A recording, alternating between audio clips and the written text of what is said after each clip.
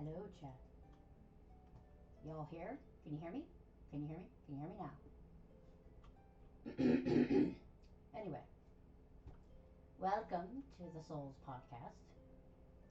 What is that? Why is my mic being weird? Hang on. That's why it's being weird. Oh my god. All of my settings are screwed. I'm sorry. I apologize. I don't know what that was. Can you hear me now? Can you hear me now? Maddies, don't mess with me. Now you can. Thank you. I don't know what that was. But my computer blue screened the other day, so all of my settings are off in La La Land, so I had to go and fix them, and that's the one I didn't check. Yay! But anyway, Gray, you hop right into the voice chat whenever you're ready. Go get a drink, go pee, do whatever you need to do, and then jump on in. I'm gonna bring in Nana. We're gonna talk some Dark Souls today. Not only the Dark Souls games themselves, but we're gonna talk about the Souls-like games, like games, like Bloodborne and Sekiro and Lies of Peen.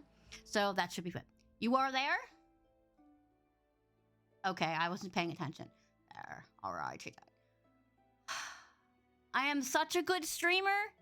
Peenage, yes, lots of peenage. Okay, let's bring them on, the psychopaths. Hello, friends. Hello. Hi. They say hello at the same time. Yes, so we're talking about Dark Souls. How was your stream, Gray? Even though I was there for most of it. It was fantastic as always, BT-chan. Good to see you. Well, not see you, but hear you. You know what I mean? What I mean, yeah. Let's turn you up. You're a little soft compared to the boom. All right, there we go. Hi, but now is everything fine? That's better. I was like, why is he so quiet? Sorry, I'm bringing in like my post-stream energy. I'm a bit hyped right now. I'm sorry. That's okay. That's right. I don't know why I'm saying sorry, but here we are. Yep. You know, no, we like that kind of energy here, the crazy and psychopath energy. I don't know, Gray, if you've ever met Nana, but Nana, Gray, Nana. Nana's been my mod for like ever. So and also a Dark Souls fan, very big fan. Yep. Anna, do you need help? That's what I have to ask before we get into this. Do you need help? I think I gave up on that after the third game. I stopped thinking about that one. But yeah, some like actual. You're gonna need summons to help moderate Pizza-chan after a while here. The lunacy is rising. No, I didn't start on 1. I started on 3.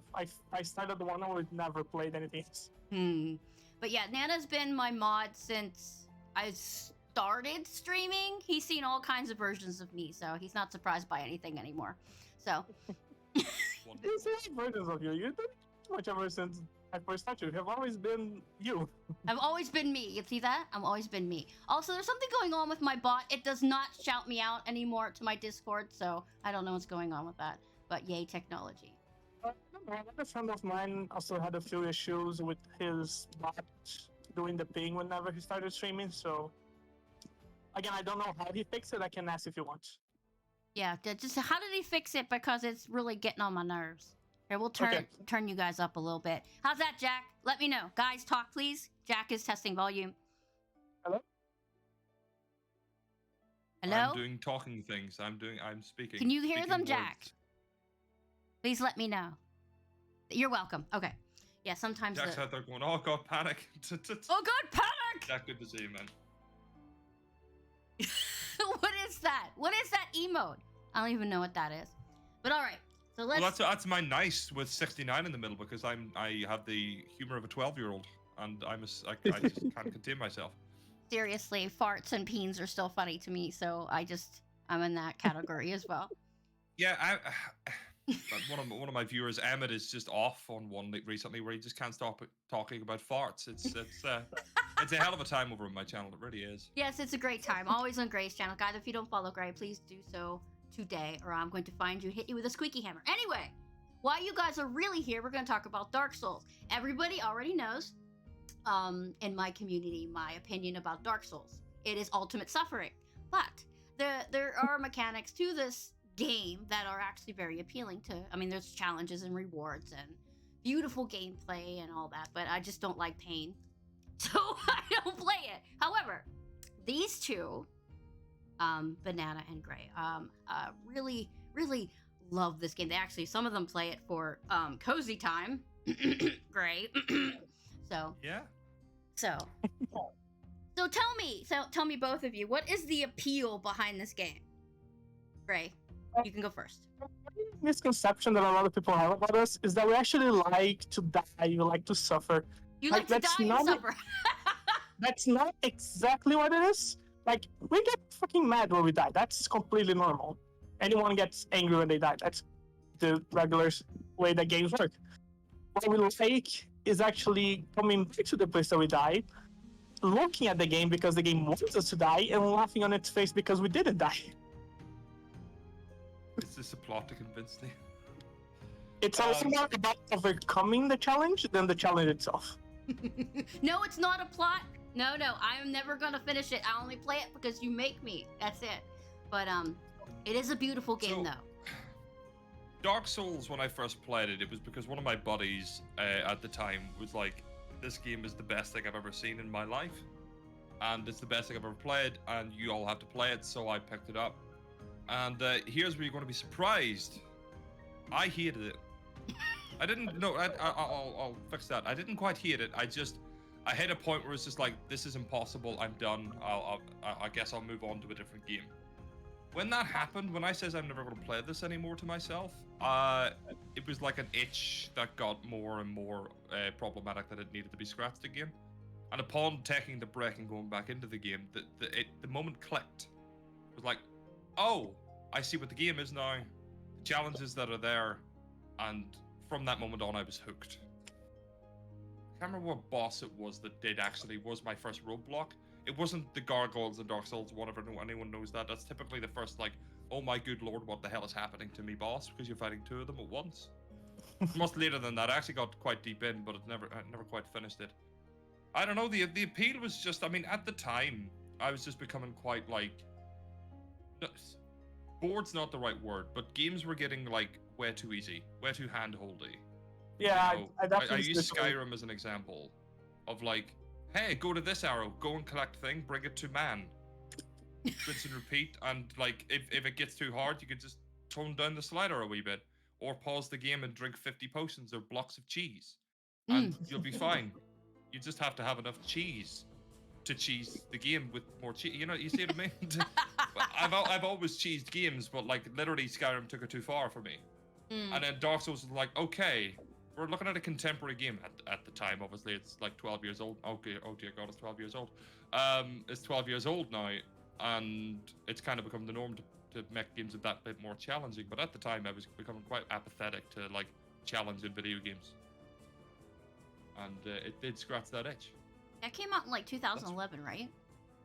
It came out a month before Skyrim. That's why I use Skyrim as a prime example. Yeah, they came out at the exact same time, and they couldn't be more different as a video game on a conceptual level. Both RPGs, but, like, yeah, two totally different, like, looks on what the RPG. Yeah, because in Skyrim you start out alive. In Souls you start out dead. Yeah, I mean, Dark Souls, you're just dead all the time, dead inside and dead in the game. Yeah, like yes, it's all real. The death. It's all about death, and it's all bleak. Whereas Skyrim's, hey, kill the dragons, everything, and you will become this mighty man. And then at the end of Dark Souls, like, I don't know, I'll try and go as spoilerless as possible, but, like, hey, I beat the game. Oh, I'm dead. It's like, okay, we're all just dead forever. That's what it is. It's all about death. Yeah, like, roughly all of the Souls game do end up in the same ending. Like, Elden Ring was the one that actually changed something, but, like, the whole thing with Dark Souls 1, 2, and 3 is that the whole story is that everybody is kind of cursed to not die ever. And when you beat the game, you actually give people the ability to die again, which is not a good ending. It's actually a sad ending. Like, most of the endings in Dark Souls 1, 2, and 3 are basically, okay, you broke the circle, you broke the whatever's going on here. Now the world is just slowly going to wither away. So when was the first time you played Dark Souls, Nana? The first time I ever played was when I had my Xbox 360. Mm-hmm. I went to a place that sells the games that I used to buy, and I found Dark Souls 2, which was my introduction to the series as a player, as a person who's seen gameplay of it. I've never watched a bunch of people playing it. And I've got to like the second area of Dark Souls 2, and then I completely gave up. Be that because loading times, my Xbox was a little glitchy at the time, so it just stopped working when I tried it again. But yeah, Dark Souls 2 was my introduction. Interesting. Everybody seems to dislike Dark Souls 2 when you ask them about the Dark Souls Yeah, series. you can only it's only up from there for Nana, really. Oh yeah, it's the worst of the series. That is no question. Dark Souls 2 is probably the worst of the series. Why? Why is it the worst? You want the long answer or the short answer? Whichever. I'll give you the short answer because we only have a certain amount of time here. So basically, the dude that made the first game, he's called Hidetaka Miyazaki. He's like the lead creator of the Dark Souls series. When Dark Souls 2 was being made, because the first game was such a success, and it started to get so much of a following, they were like, right, we have to make a sequel. But he had already said, I want to do this other game called Bloodborne. So Bloodborne and Dark Souls 2 were being made at the same time, and they had to split resources and sort of sent the B team to Dark Souls 2, and all the top guys and Miyazaki himself over to Bloodborne. As you can see from the sheer quality difference of both of those games put side by side. Hopefully you do see it some Pizza Jam, but even just at looking like gameplay, you'll immediately go, oh, okay, I see what's going on. One of these games has been made by a really, really well-honed development team, and the other one's been put together and rewritten a million times over. Because Dark Souls 2 was very much rewritten a lot as well. They got like halfway through the game, realized that it wasn't going to work that way, and just went right back to square one, but kept the same sort of level designs. So it was all a bit of a disaster in a development level. The game is, you'll typically hear this being said from Souls fans. It's a good game, but it's not a good Dark Souls game. You know, it's a good action RPG if you wanted to just pick one up, but like it has so many problems, it just doesn't quite meet the Dark Souls quality level. If you play Dark Souls 3 and you go back to play Dark Souls 2, you're not gonna feel like they are from the same series. You're gonna feel like Dark Souls 2 is just a Souls-like that another company made, while Dark Souls 3 is just Dark Souls 3. The fact that it's the feeling of the game, like when you're controlling it, it doesn't feel like the same thing. It's fundamentally the controls of Dark Souls 2 is my main problem with it. It feels really clunky. Almost I've like never played the PS2 second one. Yeah, PS1 levels of clunky. Where like everything feels like you've only got 8 points of direction of movement in a game that's not really made for that kind of stuff. And it's very, as far as if there's a compliment that's also not a compliment to Dark Souls 2, it has the most amount of content I've ever seen in a video game. But it's because they literally threw everything that they've made into the game rather than cutting out the bad stuff and cutting off the fat. So you'll get a lot of time out of it. It's not, if you wanted to just, hey, I wanted to play Dark Souls for a while, not actually getting too engaged in it, there's a lot there for you to play with. And the best time I've ever had with Dark Souls 2 is to play co-op. Like do a whole co-op run of Dark Souls 2. I did that with 2 of my buddies, and that was the best time I had with it compared to doing a solo run, which makes me uninstall the game every time. There's a different way of looking at it. And that's something I kind of, you know, maybe would say that you do someday, Pizza, because I'm noticing, you know, you're doing a podcast today about Dark Souls. I am. You have this like, you know, it's just twigged to me. It's me with Resident Evil. You really have, there's something that fascinates you with this game series. Is that would that be right to say? Yes, you're right. I did play it before. I did play there's a wall in front of you. Dark Souls. Yeah. 1. I did play it. I got to a certain point, and then I stopped playing and I broke my controller. I was like, I'm not gonna play a game that makes me that ragey, so I stopped playing it. But I did have fun while I was playing it. My husband's like, why are you playing that game? I was like, I don't know, I just can't stop playing it. So, but then I broke my controller. There is something enthralling about the world and the stories with all the characters, because I'm sure we'll get to that point. But like, yeah, I think you're where I am, where I was with Resident Evil, where there's just a wall in front of you that stops you playing the game, but you're so intrigued by it. And the fact that the game is co-op does lend, there's a possibility there that if you find someone to run it through with, then I think that's your best entry point, possibly. The game is as intimidating as hell. Okay. It is. It really is. I'm never going to deny that. Throughout my Elden Ring playthrough, anytime I walked through a boss fog and saw something several sized the times of a building, I was like, oh, okay, this is going to be a good time. So. That's something that I recommend to everyone that picks up the more non-linear Souls game, which would be Dark Souls 1, 2, 3. Elden Ring has a little bit more linear and a bit more guidance just because of a mechanic that they added into the game, where the graces or bonfire of every rest, they point towards the direction that you need to go, so it does help a little bit.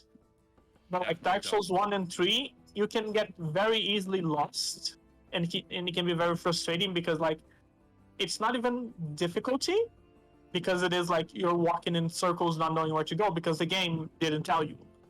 So like I recommend to people, play the game blind if you want, but something that I will never blame someone for doing is looking up, okay, where do I go now? Even today, I will look up the wiki for something. You see? There's just too much. Yeah. Some people like to shame you for doing, like, watching videos on how to do something or how to beat a puzzle. I think that's very silly. Get out of here! It's silly, and especially in Dark Souls. I think Dark Souls as a series and Elden Ring is also. I mean, all Souls-born games made by From Software, they do literally lend themselves to like a community-guided experience. That's another thing that we'll hopefully touch on today. Is Dark Souls literally is a game that the developers made so that the community could figure out everything that's going on rather than them just tell you. So like, I don't understand that shaming, especially directly in the soul sphere. That kind of shame just simply doesn't make sense. Yeah, me and Nana were talking about that before you got here, Great, about how the Dark Souls community kind of shames and is pretty toxic towards new players. Like, people want to get into this because it's a really cool game and it's fun and challenging.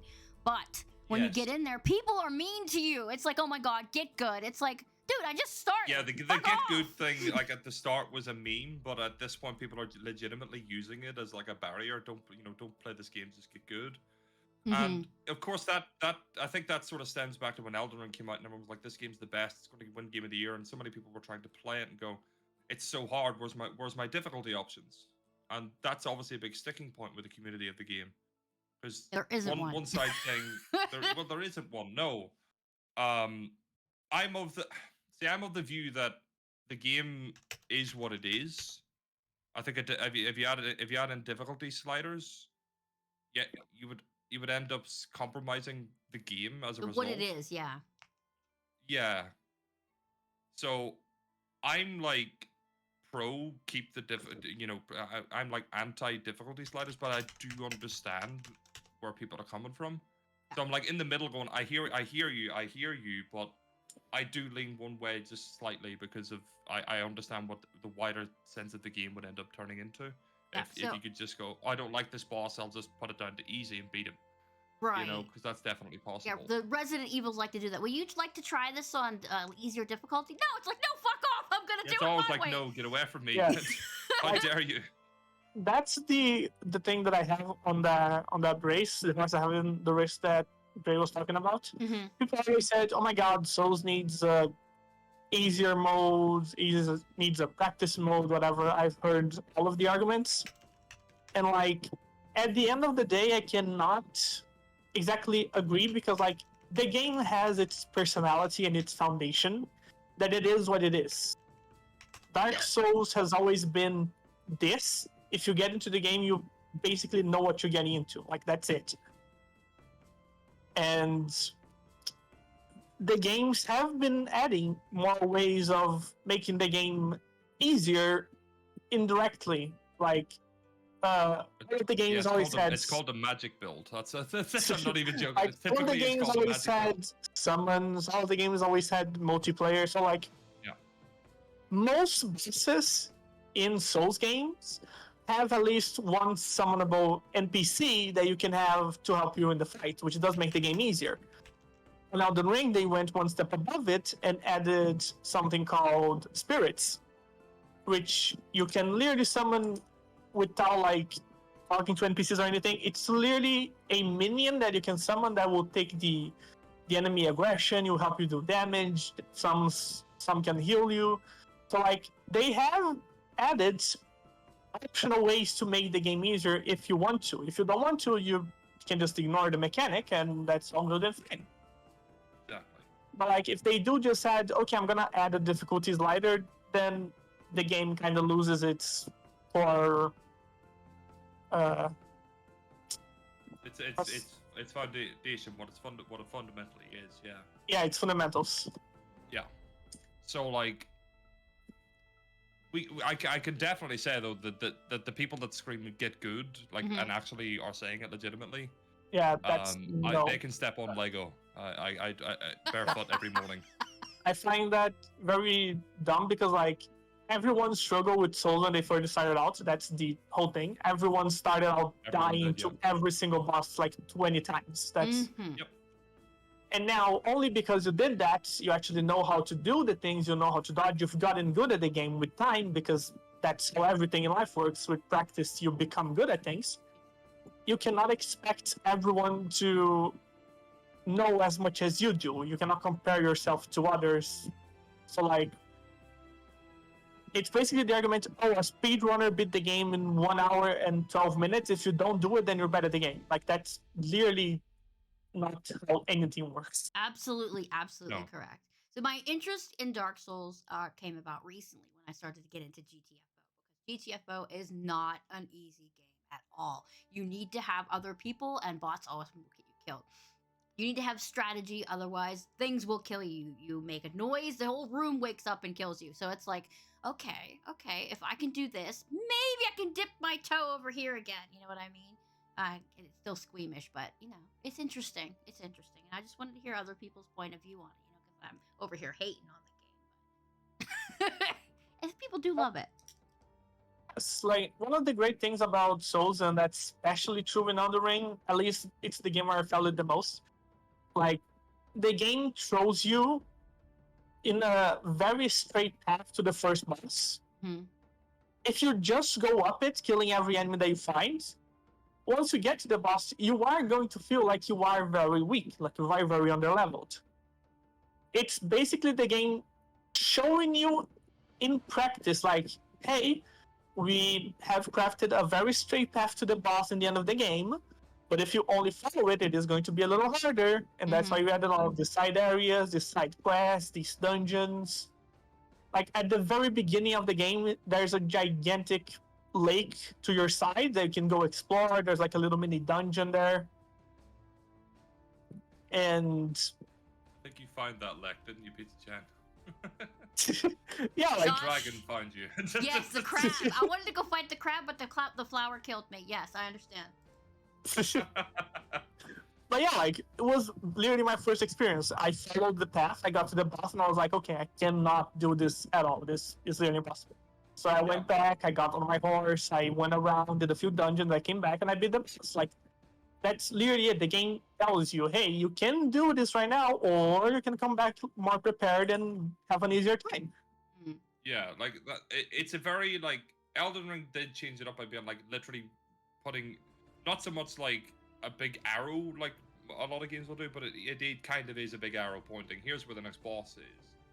But of course, it had to be like the From Software way of doing it, where it's just like, you can go here, but we will wreck you if you dare think that you can just walk in a straight line and finish this game and go explore. Like, the game does this very good, like, all of the Souls games do this really good thing of being like, this is how this needs to be done, but here's, you know, there's always an in between the lines with the game.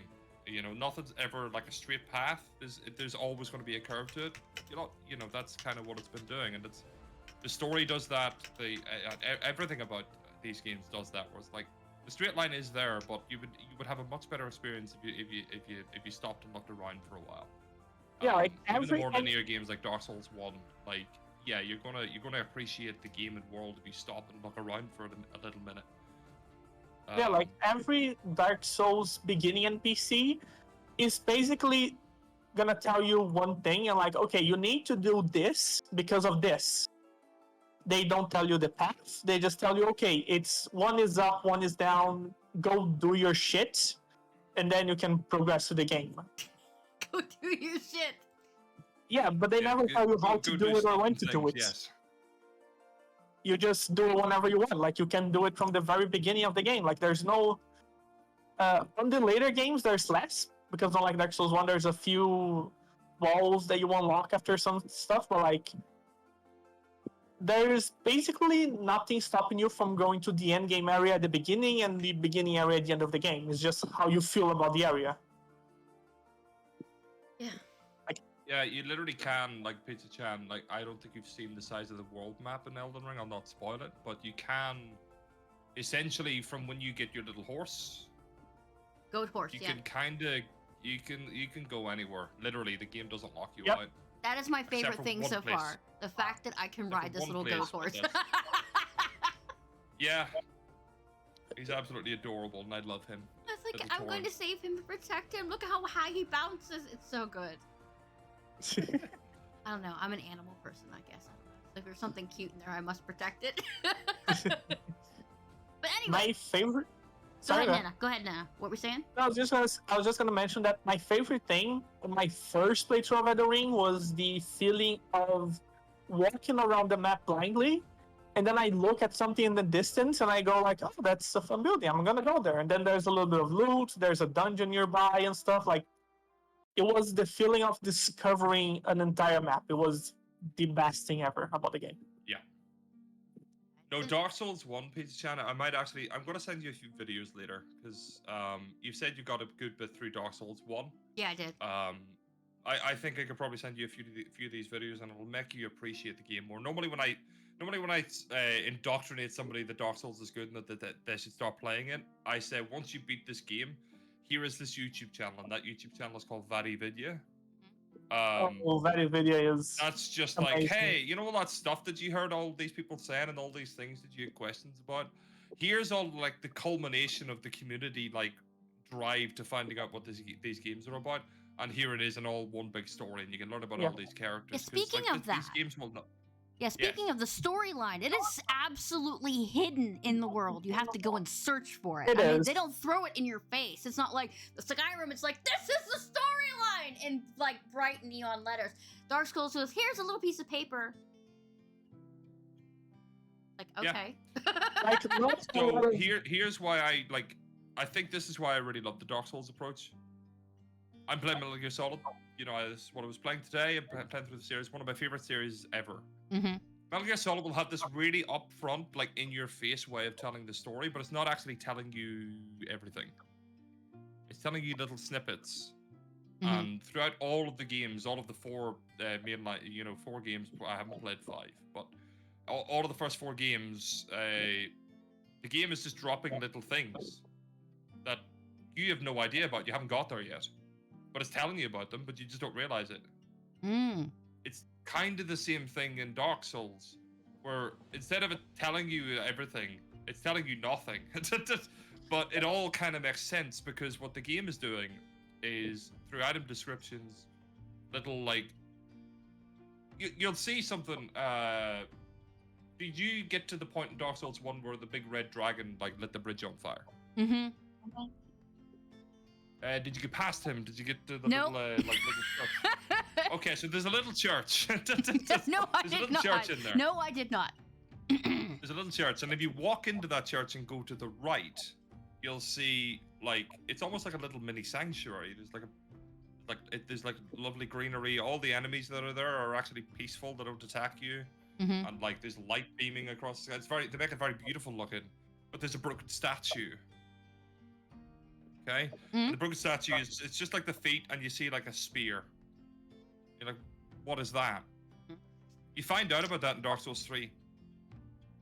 They were already ahead of it. So they were are dropping all connected then. They are.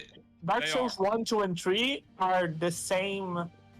Like, I would say a globe. They are basically the same globe, but they are different areas. Like, the Dark Souls 1 area, I don't remember the name, but Dark Souls 3, you go to, like, Lothric, you go to a bunch of other areas.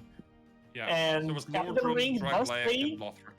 Yeah, Dark Souls, Elden Ring, sorry, does say it's on a different place because it's called the Lands in Between, so it's a completely different world from Dark Souls 1, 2, and 3, but Dark Souls 1, 2, and 3 are very much connected.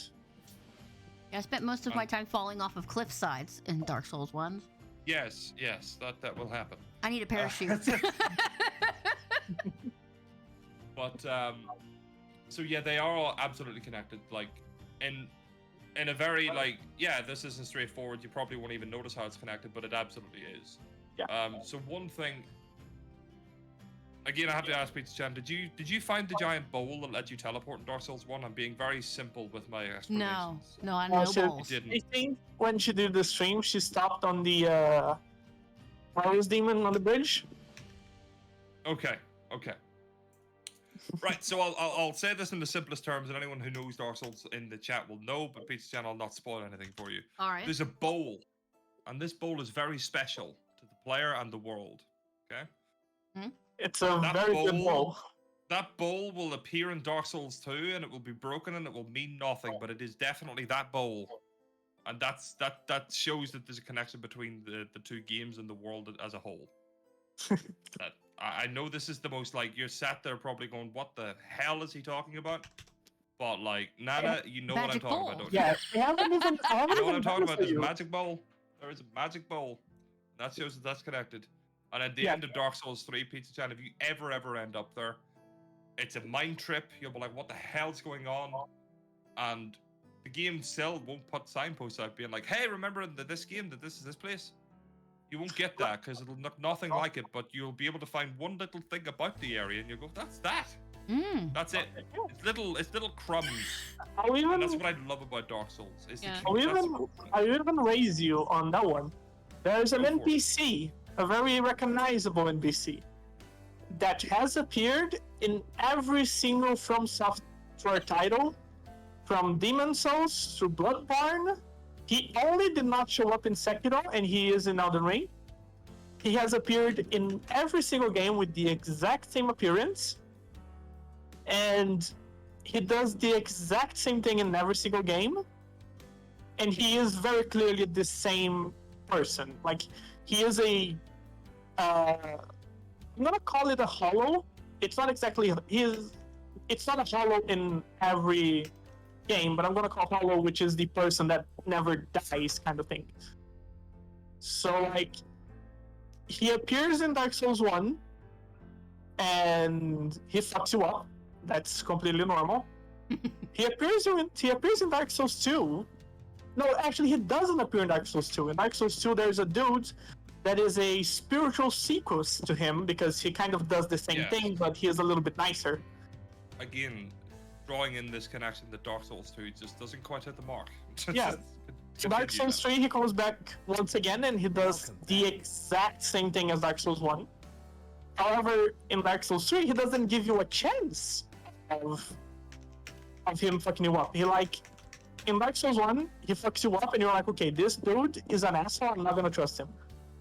In Dark Souls 3, when he does show up, he has already tricked you. You cannot, like, give him a chance doing the right thing. He's already fucked you up. And on Elden Ring is the same thing. Like, when you meet him, he's already out to get you, and it's up to you on how you wish to deal with this character, which is probably my favorite character of the whole series. Yeah, I was hoping you would say something like that, because he's such an asshole, but you can't help but like him. No, he is the most lovely asshole ever. Yeah. It's crazy, like, but yes. It's an amazing thing, because like Dark Souls is already a hard game. It's already very unforgiving, because the game itself has like gangs of enemies coming across the corners and fucking you up and stuff. And then there's like this NPC, which you think like, oh, all of the NPCs that I found in this game so far, they either have a little shop, they give me a little bit of lore, they give me, I don't know, something like a direction or something, and then you meet this guy, and he's like, oh, there's like this little bunch of goodies over there. You should go check it out, man. And it's not a bunch of goodies. Yeah, general rule, Pizza Chan, if you play these games, always go for the shinies. Always go for the shinies. Always go Yeah, for the shinies. but it's not shinies. And the best part is, on Elden Ring, the way that he tricks you is the exact same way he does on Dark Souls 1. He uses the exact same tactic, and the cutscene is like basically a copy-paste. It's amazing to fall into it the first time. So, is Demon Souls the first one to the series, or is it just somewhere in the middle? No, it's the first one. An offshoot. It's there's theories that it's connected, but because it was a PlayStation exclusive, they very much pushed it aside and said we're going to make this new thing that's for multi-platform. So Demon Souls will share some elements. There'll be some shared weapons and armor, but it's very much its own thing from my understanding. Demon Souls is the one game I've not played. Really? Yeah. Yeah, I played it a bit on a PS3 that was about to literally die. So it was running at 12 FPS. That was just how the game was. I don't know. And I don't have a PS5 to play the remasters, so that's the one I've not touched. Okay. Yeah, I have not touched either of them, but I have not searched Demon Souls or Bloodborne because I never had the PlayStation 3. I only had the PlayStation 2. But yeah, I have seen the stories of the two games and I know how they work out. Okay. But yes, Demon Souls is technically like a standalone kind of thing. Yeah. And then Dark Souls 1 starts the franchise. And even Elden Ring is kind of its own thing as well. Well, we'll see, won't we? Because there's some theories rocking around, and this is what I love about a pizza. And I think you're trying to grasp this. So much of the Soulsborne sort of stuff is theory, and it's so much of the lore is still we're 99% sure of this, but we're not there. Not much of it is not much of it's there. And it's all community. Like I said, it's all community are figuring out this stuff. They're all going into files. They're finding this piece of armor that has this little piece of text that goes to this geographical location that has this stuff. And it's oh my god, it keeps going. And there's still stuff we haven't actually learned yet, because the theory, people are still trying to piece this together to this day. And it's wonderful, the story as to why the games are made that way. I think you'll actually really appreciate this. I mentioned Miyazaki, the creator of the series, Lizzie. Oh my god, you've never called me Lizzie. That's weird. I said weird. your real name. I looked at your name on Discord and I said your name, but here we are. The feed has been broken. So he grew up really, really loving Western fantasy novels. But he couldn't speak the best English. He was he could speak 50-60% fluent. He could understand most. But when you're reading a Western fantasy novel, you're going to find sentences and language structures that just someone who's fluently Japanese isn't going to really understand right away. So he would read these books, and anything he didn't understand, he would fill the gap himself with his own way that the story would go. And that's how the games are made. You get 50% of what's going on, and then it's up to you to fill the gaps with what you like or what you think. I and like then you that. try and work out the story that way. Yeah, it's really lovely. Yeah, there's no written in stone. I mean, there's a little bit, music, I guess I'm you could sorry. say. There's a little bit of written in stone pieces of lore. Yes.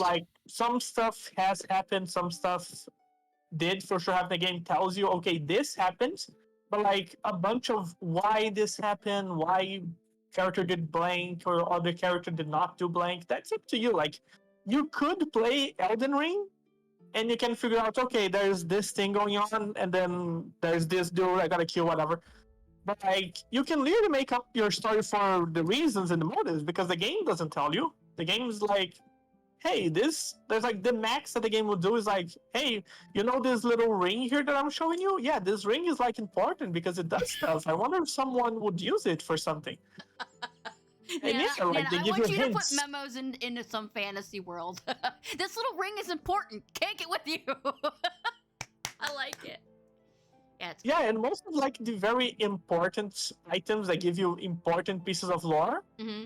are actually hidden items. Like there are a little ring on a side area. There are a bit of armor that you get from a quest, which the quests in the Soul series are incredibly easy to fuck up. Like if you miss one thing, the whole playthrough is gone. If you wanted to do that quest, you need to restart again, and good luck. And good luck, yeah. So see, here's how a quest goes. I'll try and put it in like real life terms, Pizza Chat. Okay. Imagine you're going through life. I'll like try and simplify this again because like if my brain goes over any kind of like complications, I'll die, as you know. So imagine if real life worked this way. So you meet somebody for the first time, say in like high school or something, right? And you meet them and they go, "Hey, I'm this person. I'm Bob from Bobland." And Bob from Bobland is wearing some really intriguing clothes, and he talks about his wonderful family from a past, and the blah blah blah, and everything's gone terrible for him. And then he just sits there, and like next time you talk to him, he just grunts at you, and you can't talk to him anymore. That's it. Weird. What Bob wants you to do is go across your state to go to random Arby's and order fries. If you order the correct type of fries, he'll actually say that he owns his whole life to you, and he wants you to go on a quest with him to Bobland. Once you get the fries, then once you graduate from high school, when you go to your college, he'll just be there. And then he will send you off to do something else without actually telling you. But like in alternate reality, what the game will do is if you don't buy the fries, Bob will just die. He's just dead. That's it. He's gone. You'll never see him again. It's not even dead. Most of the times, like he's just gone. He's completely erased from the universe. You will not find him anywhere else. You don't find his body. You don't find nothing. He's just completely gone.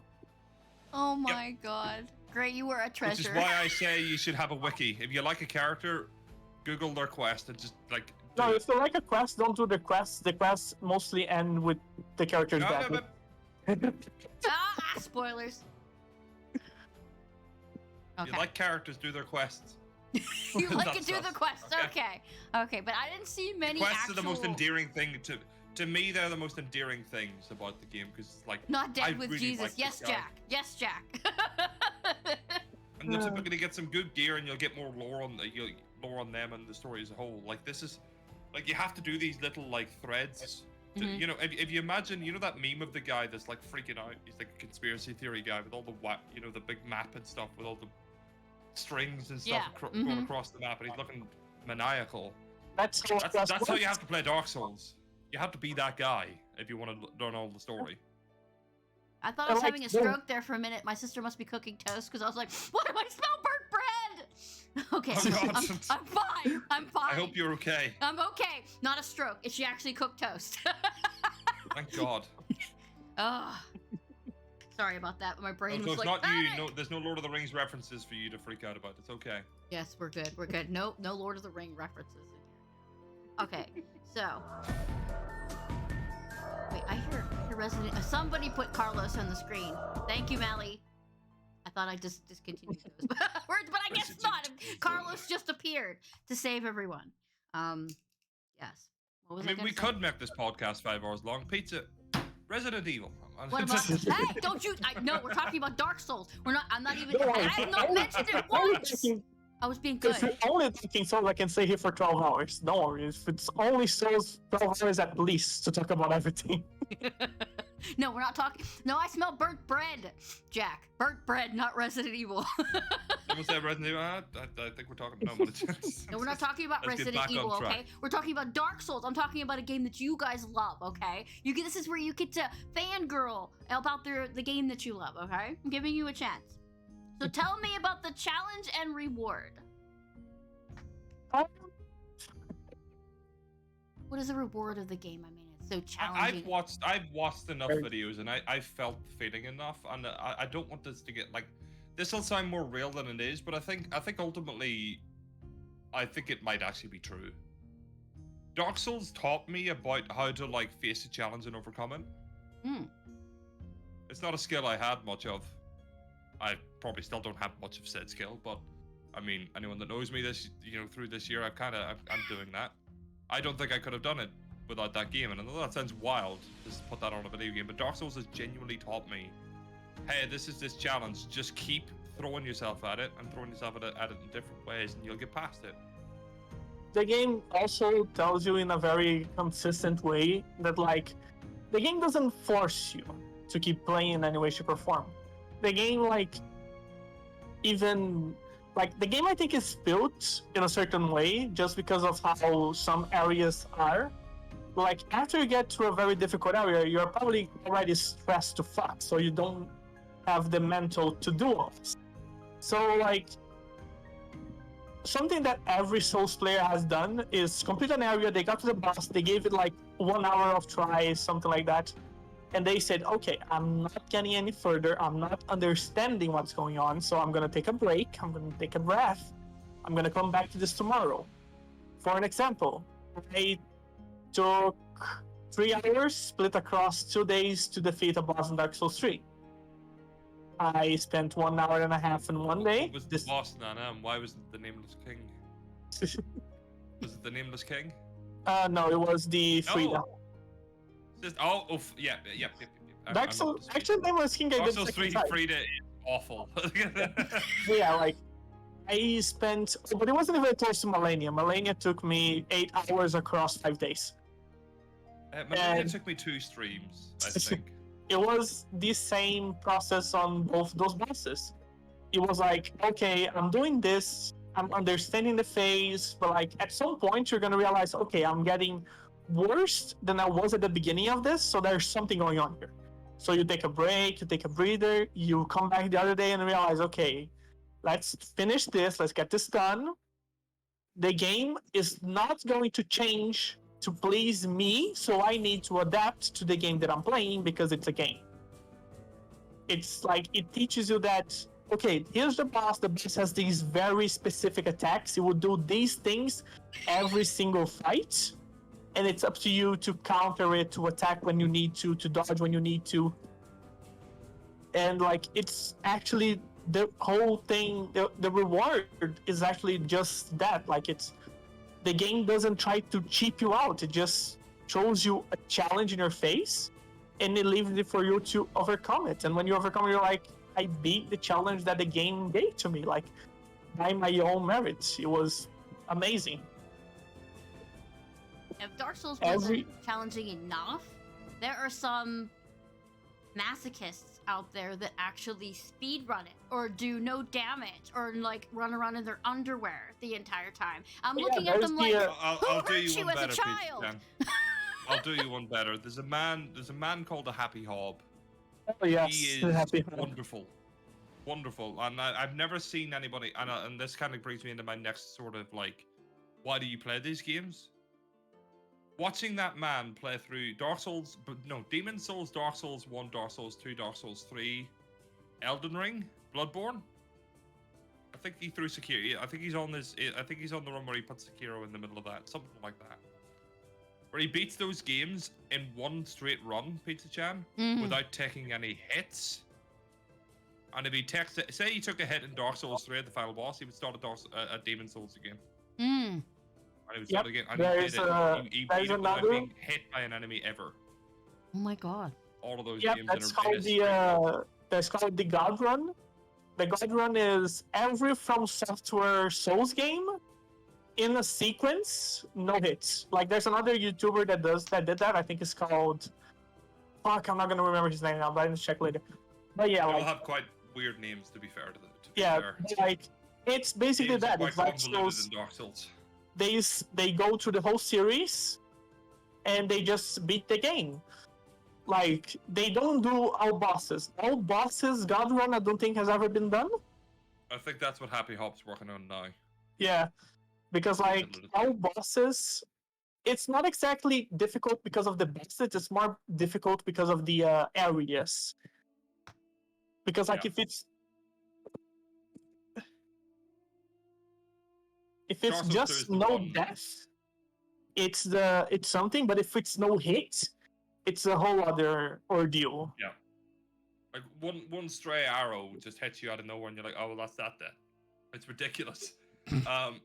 But what I'm saying is, Peter Chan, you know, you're asking why do we psychopaths do this? You know, why do we put ourselves through all this? Yeah, tell me why you do this. I think you might have. I don't know. It's obviously it all works out. Not everyone like stares at my streams all the time. God help them if they do. But like, you know, Liza P's doing it for me. Like, I'll beat a boss, and it is bringing me back to the first time I played Dark Souls 1, or the first time I played Elden Ring. It's that sort of first playthrough of a Souls game, where you spend ages on a boss, and you're literally dying trying to beat it, and then finally you get that last hit in. Music swells down and the boss just starts to fall over, and then you realize that your heart rate is at 180 and your hands are shaking, and you want to like just start screaming out loud about the sheer elation that you've got from beating that boss. That's what people are chasing with these games, is that sense of achievement with them that you don't really get in other games these days. It's just not there. It's a super high. You know, as much as I love Resident Evil, and of course I think you have to really, really challenge yourself with it. But like, when I beat Birkin in Resident Evil 2 for the first time, I went, yes, I've done it. But it wasn't like my heart was racing because it was such a monumental challenge and struggle to get past. It was just more of yes, I beat the boss. His health bar went down. It wasn't the hardest thing in the world to figure out. I figured out the one mechanic that you needed to solve out to do it. And that's no disrespect on Resident Evil at all, as you know. If you were disrespected, I'm gonna have to come over and burn you. But that's okay. Oh my god. No, I'm just kidding. But that's what it is. That's what it is. Like you know, a lot of... Sorry, go ahead. Yeah, you go ahead. There's like a lot of different ways that people react when they do beat a boss. Like there's the complete pop off, jumping off the chair and yelling. And like there's the way that I do, like when I beat the boss, I can feel my hand shaking when I'm getting to the end. Like I can feel myself shaking. So like, when I do finish it, it's like I had the elephant to get off from my chest, and I put the controller down, and I just stand there for like a good 5 minutes taking a breather. And like in pure achievement of what I've done, because like the most gratifying feeling is when you get into it and you think, okay, this is absolutely impossible. There's no way I can do this. And then you do complete it, and you're like, I fucking did it. I don't know how, but I fucking did it. It's the most amazing feeling ever. The endorphin high for Dark Souls has to be on the epic level. Yeah, basically we can sum up this entire like stream in one word. Dark Souls players are drug addicts, but not with drugs. Yes, we are very weird. We're chasing that high constantly. Yes, we are very weird beings. Like we are the people who when one of us, Peter Chan. Like I have grown a thing to when a piece of media, and I'm not talking only games, gets me in some way, be a plot twist, be a clever jump scare, or be just a boss or a gank or something, I don't get angry, I just laugh. The most recent feeling I had of this was actually when I was watching the Five Nights at Freddy movies. I got jump scared once, and the one time that I did get jump scared, I actually bursted out laughing because it was such a good jump scare. It is like one of the weird things that I've acquired from this series. I've grown to appreciate being trolled like right in my face. I mean, we've been here for like 58 minutes, and you're swaying me, okay? Because everybody knows how I feel about Dark Souls. You know, I can like clock the velocity of the controller that smashed into the wall because I was so mad, and I swore I would never touch it again. And then you guys forced me to play Elden Ring. But I'm getting swayed here. I'm thinking, I do have Dark Souls on my Xbox. scratching chin like an old kung fu master. And I was like, no, what are you thinking, woman? No, I don't need I that think kind it's of a answer. wonderful. I think it's a wonderful idea. I don't know what you're talking about. See, I look around, right? I'm a bizarre individual. Yes, you are. I'll never show it. Yeah, yep. You are. Absolutely. This is why we like you, because you are a weirdo. Yes, thank you. So, like, the hardest boss in Elden Ring, I think everyone knows at this point, it's not even a spoiler, it's Millennia. The blade of Nicola. Yeah, fuck that person.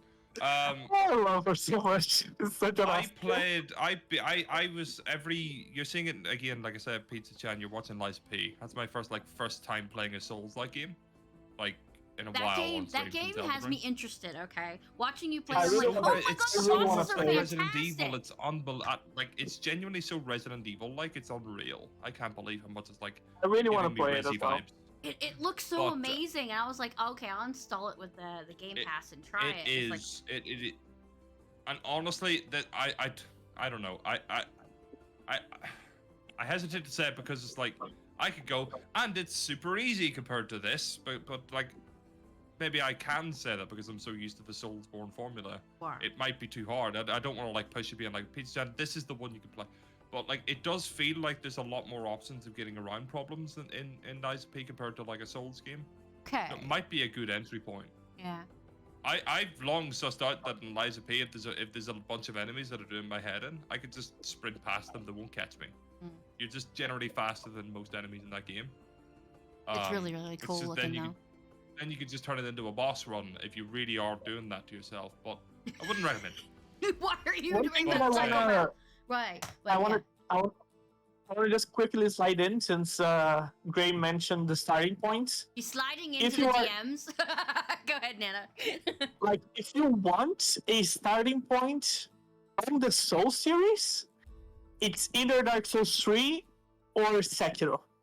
So, Dark Souls 3 is probably the most good feeling game of the series.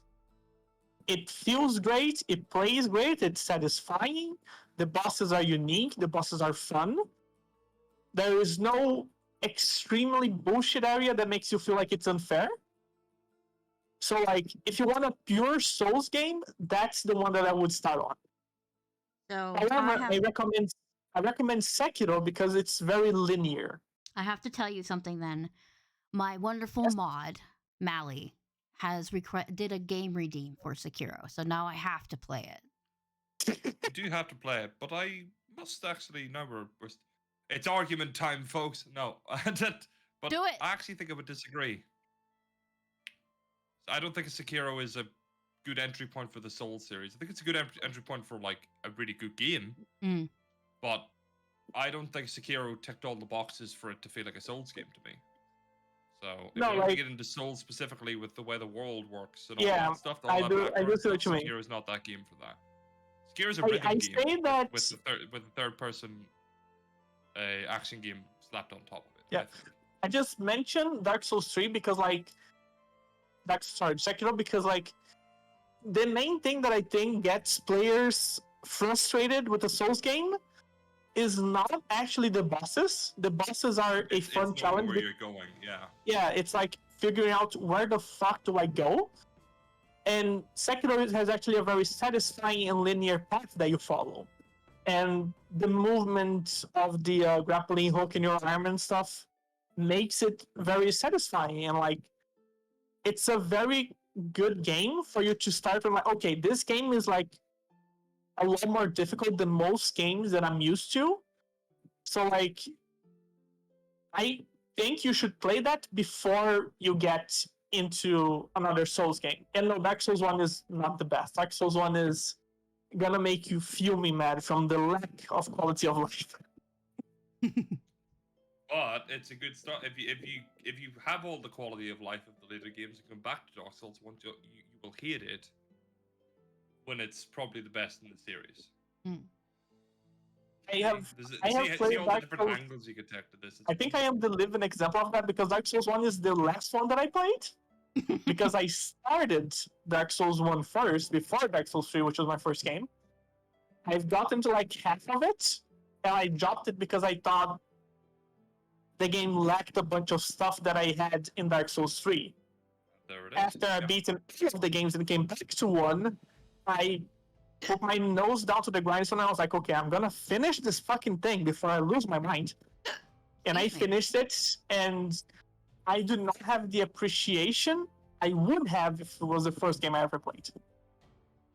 So that's where I would like put, not so much put my foot down, but I'm totally putting my foot down. Put it down. I would say start with 1, and I've gotten a lot of people through 1 by just kind of like they're playing Dark Souls 1, but we're hanging out in like a Discord. We're like, Gray, I'm like, what's up? Like, so I'm here, and I won't even be watching them. I'm here, and I'm doing this, and I'm like, you done that, and I'll just give them some sort of vague crumb. I'll just feed crumbs to them, and if they want more crumbs, then I'll grab a little tiny piece of bread, and that'll get them through until they have the confidence to do it themselves. It's like teaching a child to ride a bike. You don't ride the bike for them. You put stabilizers on. You let them get comfortable with the balance of the bike and how it works, and then you take the stabilizers off, and you still walk behind them, but you don't quite like just let them run off and ride into traffic and have a good day. You're there. You're That's always how my there. dad taught me.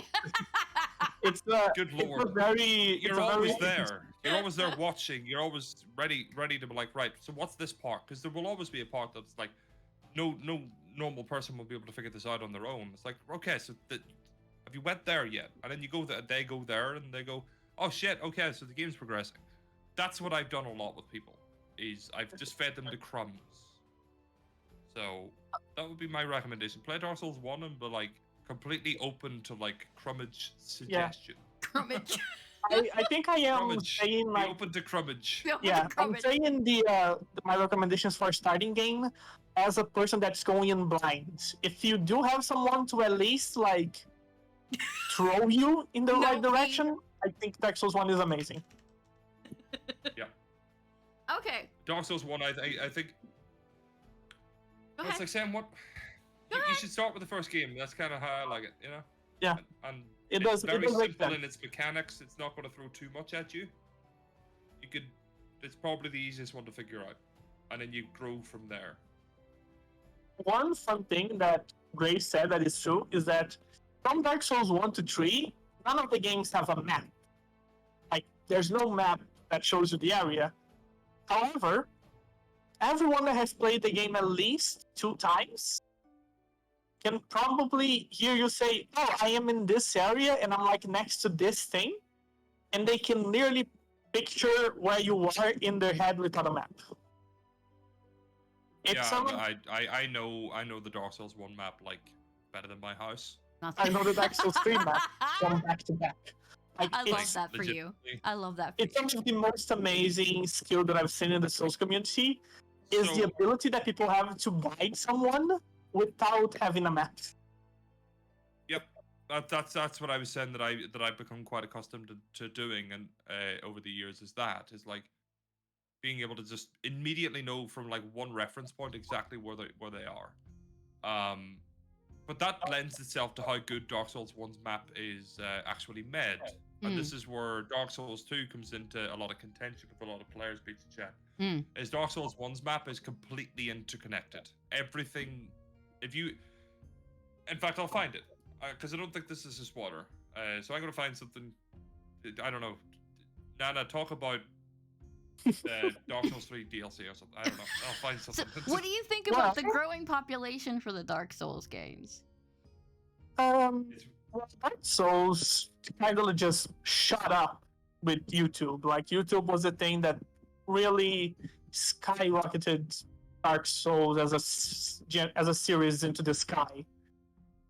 Because it's a very fun content to watch. It's a very fun content to make a video about. It's very easy to edit. You can make a lot of fun stuff. You can do a lot of streams about it because there's a lot of times where there's not much going on and you're just walking from place to place. So there's that as well.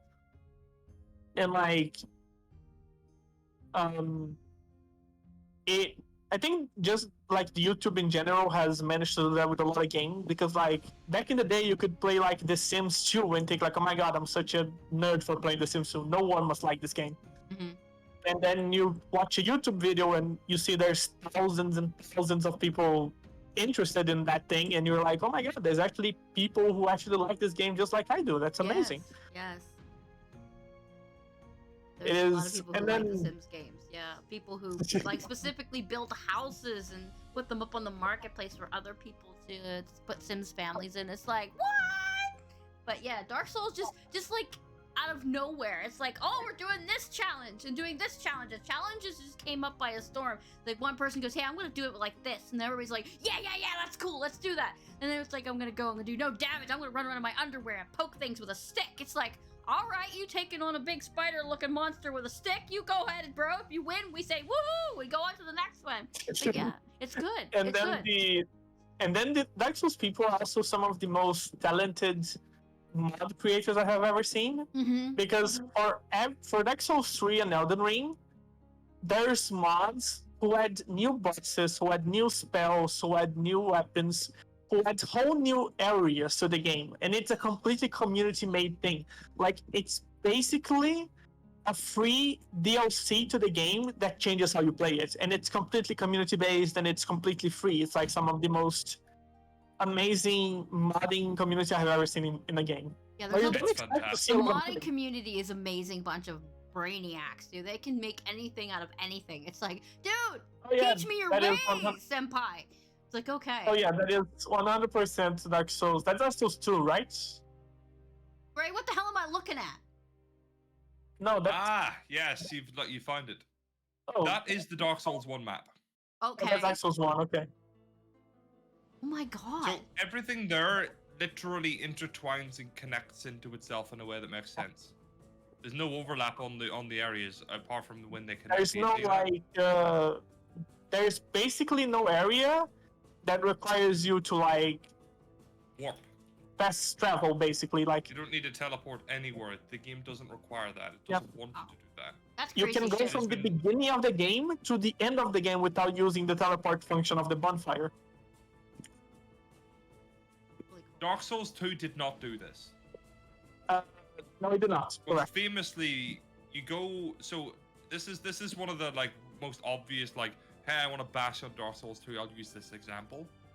But like, I'm just going to use it anywhere. So you walk through and you climb like a mountain. Not so much a mountain. You're going up like you're in a mountainous region and you're slowly climbing this like hill. You end up in a swamp. And in the swamp, at the end of the swamp, is a giant windmill. You climb the windmill. Fight a boss in the windmill, and then you get in an elevator at the top of the windmill, and then you go up, vertically up, to another mountainous area covered in lava. Lava. How does that make? It doesn't make sense. Nope. Like the game tries to keep up with the same mechanic of okay, there's this whole map is connected. But it does fail at some points, which is something that I appreciate Dark Souls 3, because like they didn't try to keep this whole gig up the whole game. Like there's clear points where they said, okay, we need to separate this area to at least make it make sense. Yeah. The game is bigger. We just can't do this. We can't dedicate the time and effort to make this map do what they did in Dark Souls 1. But we're gonna try our best. Yeah. One fun thing that Dark Souls 3 did is that from a lot of areas in the game, you can see where you're going to go in the future. Like, if you stop and look around at a certain point, you can literally see little speckles of items in the distance. And then when you get to the area, if you look up, you can see the bridge that we're looking up to at the very beginning of the game. So, like, it shows you that everything is connected, but it does it in a very subtle way. It does that in Elden Ring as well, Pizza Chan. Like, I'm sure you've looked off in the distance and went, that's really pretty in the far distance. The That's tree, I lovely." keep staring at it. I'm like, whoa, that's really cool. No, go, boss, go. No, get out of the way. There's a guy coming on a horse. Go. Yeah. Hide in the bush. That's what I do a I don't lot think of it's in Elden Ring. spoilers because the way we're talking about how like everything you can see you can go to. Yeah, you can go to that tree. You can. Go to that tree. Yeah. Oh, good. But similarly, if you like see in the very far distance is like a castle or like a big giant like monument, You can make your way pretty there. pretty. You will fight. There will be a way that you can get there. Everything you see makes sense and you'll be able to go to them, and they'll have content and like lore behind them, a story, individual enemies, probably maybe even a boss, by way of like the underground area, Nana, in Elden Ring. You see that it almost looks like a Greek monument. You're like, it's wonderful. It's like floating on its own out of nowhere, but there is a way to get there, and then there's a boss there, and it's like, my God, because all it does is it plants little like seeds of interest throughout the entire game. The gameplay. You're like, it is the way that really I play want to the go game. there, and you rack your brain trying to figure out how to get there, and then eventually, like 2 hours later, you'll be like, I made it, yes, and you're getting achievement outside of bosses that feels like you've just beaten a boss because you're looking for that area for so long. It's amazing. Yeah, like it was the way that I played the first game, the Elden Ring for the first time. I would always just look in the distance. I would see like a little ruins of a castle. I would see a castle. I would see like a little bridge or something. I would go, maybe there's something there. And then I go there, do it, whatever the fuck. And then I just keep on going on that direction, or I go back and try to keep following the path the game gave me. Like, it's the best feeling of the game, as I said at the beginning. Like, it's seeing something and being able to go there and actually check it out, like see what's going on there. Really amazing. It is a very pretty game. Sorry, I was about to sneeze. Elden Ring? It's very, very pretty game. Yeah. Yeah, it was weird whenever Elden Ring came out. A lot of people were like, this game doesn't look very nice, and it's just like, Excuse me? It's really an entire open world. Now, people Like- have got this really weird, skewed versions of video games these days, so it has to be like immaculate mocap modeling and everything. And there's a tiny Actually, glitch. it's This game more- is shit! Can you stop being a baby? I played things that were lady had octagonal boobs, okay? This is amazing. Although that game was amazing too, so it's good. I feel like nowadays it's kind of like people think it's cool to hate on things. Yeah, that's definitely Yeah, true. we are on a point of the gaming industry where instead of people looking at the nice things, they want to look at the bad. One very clear example is that Baldur's Gate got nominated for Game of the Year for obvious reasons. Yes. Okay, I'm good. And then there's people saying like, oh my god, why did they get nominated? There's like so much wrong with it. Like, dude, Have you played it? Have you played it? No, I don't think my so. only sticking point on that is why the hell did Liza P not get into the? Yeah, into the Liza vote? P should have been in there deserve. too, because that's an amazingly Should have awesome absolutely looking been in game. there. I think they weren't Yeah, they like- nominated. They weren't nominated, huh? I had some people say like, oh my god, Baldur's Gate is just good because you're comparing to like the games that came out in the last 10 years. I'm like, dude, if a game is better than every other game that came out in the last 10 years, do you not think they did something right? Yeah, in my opinion, Baldur's Gate and Resident Evil 4 Remake are neck and neck, and I've never had anything neck and neck with Resident Evil before. A normal game. Resident Evil's always been at top, so they're neck and neck. I love them both equally. I actually have more hours in Baldur's Gate, but we're not counting, are we? So yes. I'm definitely. Yes, I get rabid, Vinny. Shh, shh. I think the neck and neck is going to be Baldur's Gate and Tears of the Kingdom. Mm. I think it's gonna be both first and second place between those two. All right. So we've talked about the Yeah, Dark no, my game Souls of the year game. is Liza P. So we're gonna Wilson, talk like, about that's the accurate. Souls. Like, oh, she's finally here. Hello, Mom. Thank you for joining. I thought you'd be here eventually. But we're gonna start talking about the Souls likes game. But Nana corrected me earlier about Bloodborne. I didn't know it was actually part of the series. Yes. I'm being educated. But I liked the style of Bloodborne, although I couldn't play it because I don't have a PlayStation. But I really wanted to try it because it's I very do pretty. too. It's a very amazing. Everyone in the community is dying on this. It's like, please, can you just release it on PC? Yes, please, give it to us. Just make it Bloodborne for PC. You're nearly sitting on like A gold full mine. of cash. Everyone is sitting here going, Gib. Please, Gib. It's Gib. It's like why just- does just PlayStation give me like the to game. hold on to shit? Okay, They did it with go. God of War. Just give us Bloodborne.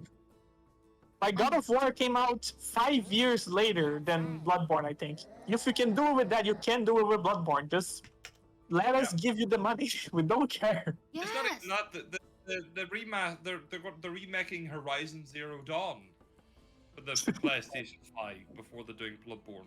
Yes. That to me is a tragedy because Horizon Zero Dawn, for anyone that has never seen that game, it looks okay. I think it looks pretty good, and it runs at 60 FPS. It looks It just fine. I don't looks know. beautiful. It's a beautiful game. It is a beautiful game, Whereas but why will Bloodborne you has not its let us have it? actual They're keeping their mitts on anything Final Fantasy. They're like, yeah, look at this new game that you can't fucking play because you don't have this PlayStation. It's like, and then they're going, look, we have Bloodborne, nah, nah, nah, nah. It's like, but give it to me, god damn it!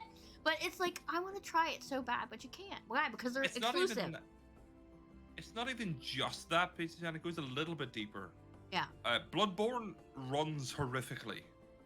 It does. It does not run on It runs 60 at FPS. 30 FPS max. Oh, is it one of those? Okay. Yeah, and I'm going to get quite a little bit, not too much technical, but like the frame pacing. Enthrall us with your nerdiness. The frame pacing is awful. So like, you can get 30 FPS second, and it would be nice if it was like, you know, it sequentially went 1, 2, 3, 4, 5 in a smooth motion per second. It doesn't. It goes 1, 2, 3, 4, 5, 6, 7, 8. Maybe. Do I want to load 9? No. And which makes each like 30 FPS can feel actually fine if it's paced properly. But if it's paced poorly, then it feels awful. And Bloodborne is genuinely it makes it almost feel like 20 FPS at times. And like, it's very unclear if it's the game's fault or if it's the console's fault. It's the game's fault. Somebody actually modded the PS4 years ago to unlock the frame rate, and it ran at 60 FPS without a hitch. It's the game's fault.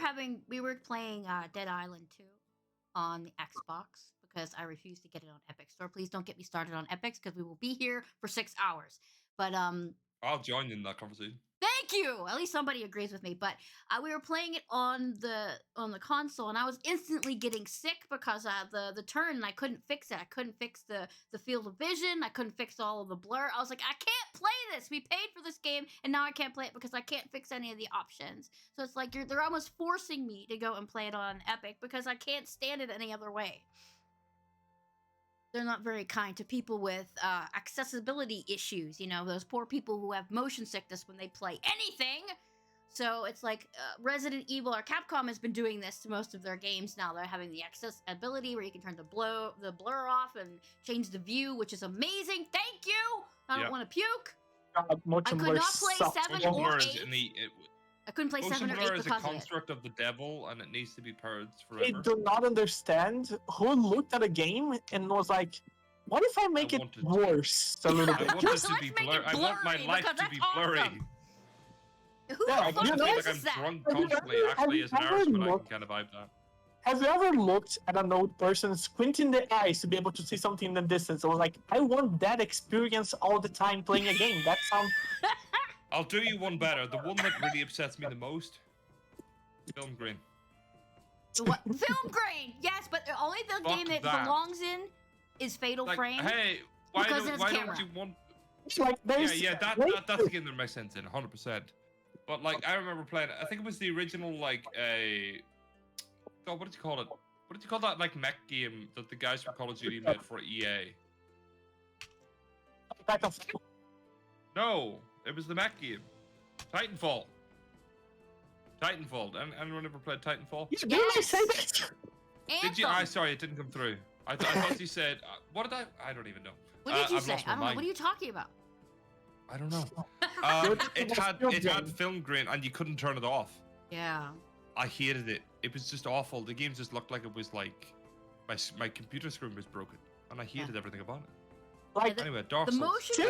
motion blurs, no, please stop doing that to games. Are you listening? Game designers, do not do motion blur. It makes people sick.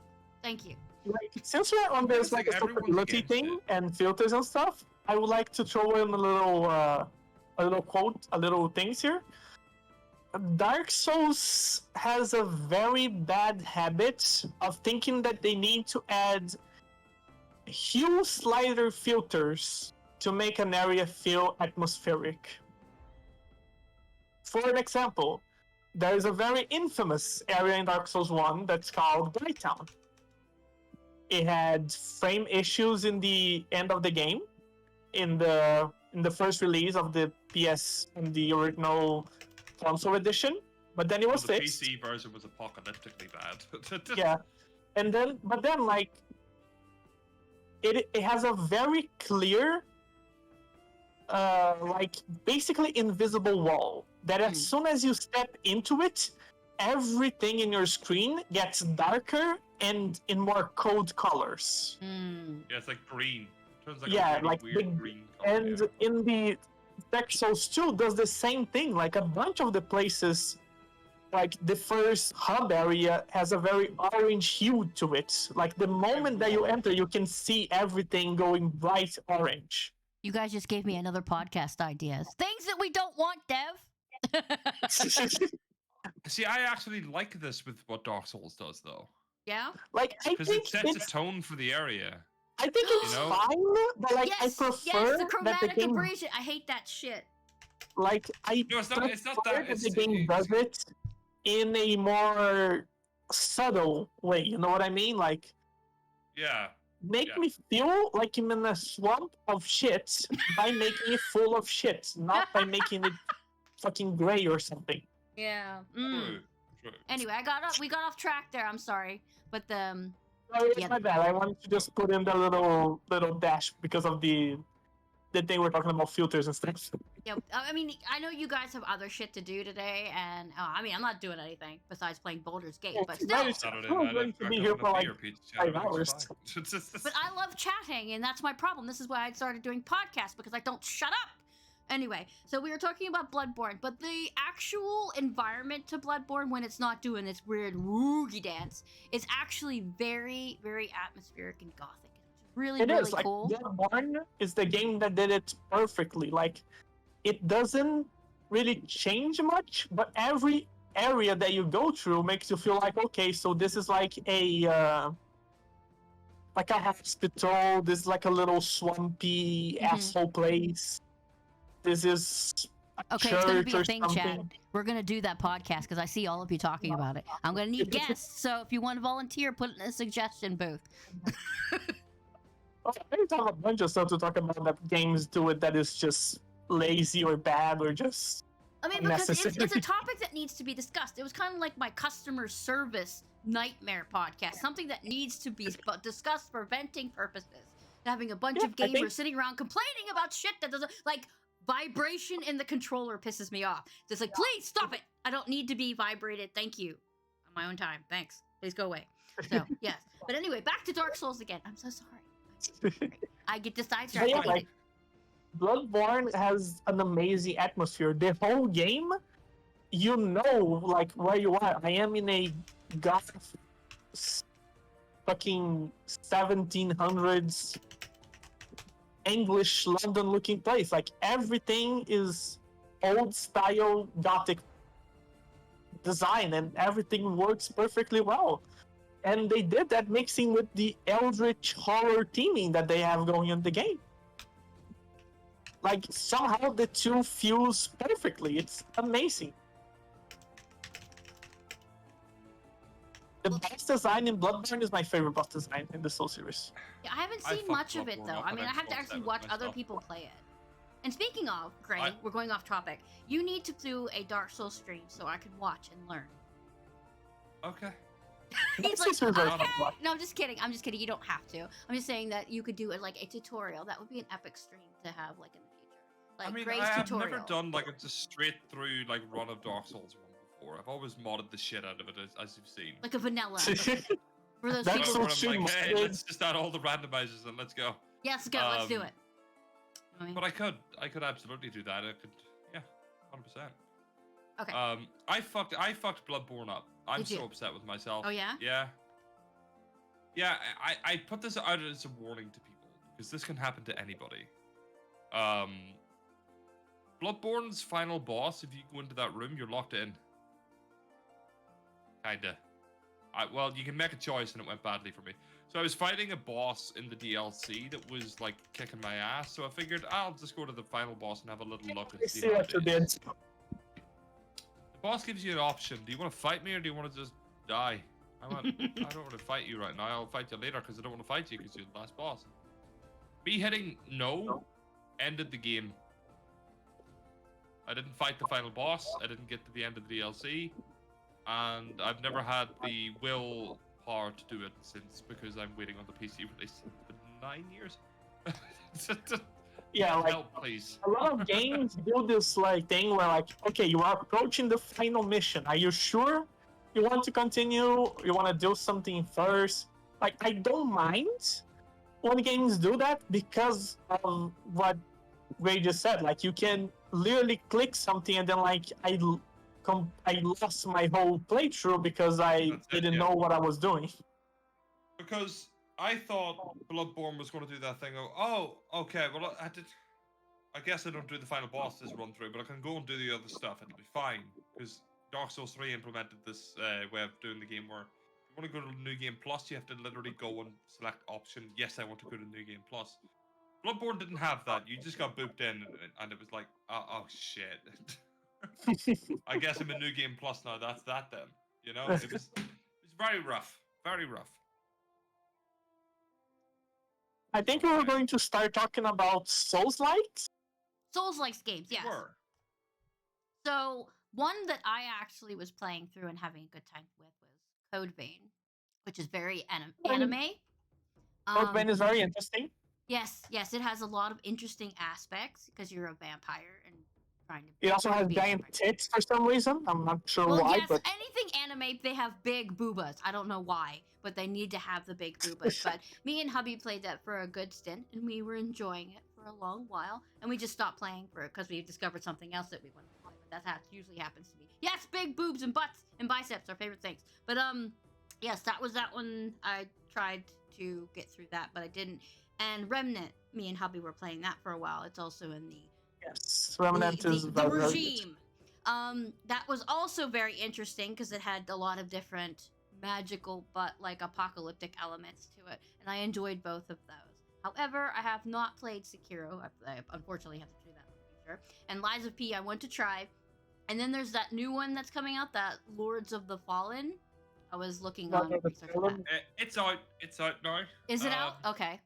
Yeah, it is out. So there was an original of that, which I have played. You need to make very clear that it's Lords of the Fallen 2023, because the first part of the Fallen is everything that Dark Souls 2 did wrong, but they made it worse. It's an abomination. It's very, very bad. The original Lords of the Fallen, I have started to play it. I got very, like, in the beginning of the game, and I stopped playing because it was very not satisfying. It's like you asked an AI to create a Dark Souls game. Yeah, I have a little gripe. Which is fine for an AI to create a Dark Souls game, and if it boops out a game and you can play it, it's nice. It's not a real game. It's not very good. I have a small gripe against Souls-likes, because a lot of Souls-likes that came out in recent years, they feel like they are just riding on the wave of popularity that the Dark Souls series had. The coattails, yeah. There was another one where the dude dresses up like a plague doctor. I can't remember the name of it though. It begins with a T. Amnesia. That's it. That's it. But yeah, it looked pretty cool, but I didn't get it. I had it in my wish list for a while, and then I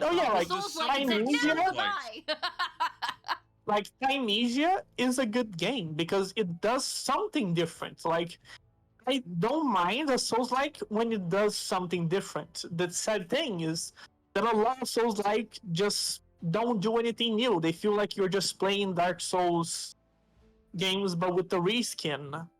Like Cold Vein did something fun. Amnesia did something fun. Remnant did something amazing with the whole new type of gameplay with like third-person shooter and everything. What was the other one that we talked about? Amnesia had a whole mechanic where you steal weapons from people. Yeah.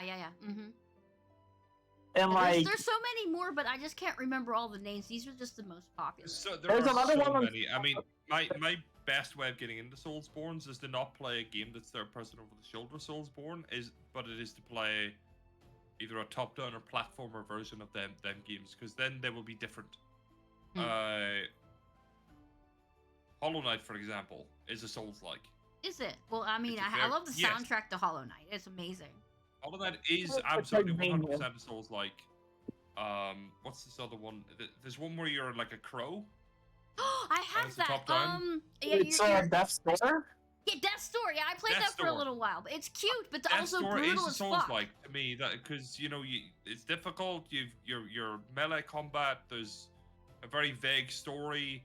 You know, there's rule dodges. It has enough of the check marks for me to call it a Souls like, but because it's that kind of game, it's so far out of the way. It's not trying to be a copy of Dark Souls, but it's instead Oh, so there's a being list. inspired by it and doing its own thing. So there's a Yeah, there's a checkpoint lot of list. What's games the checkpoint listed for it to be a good Souls game?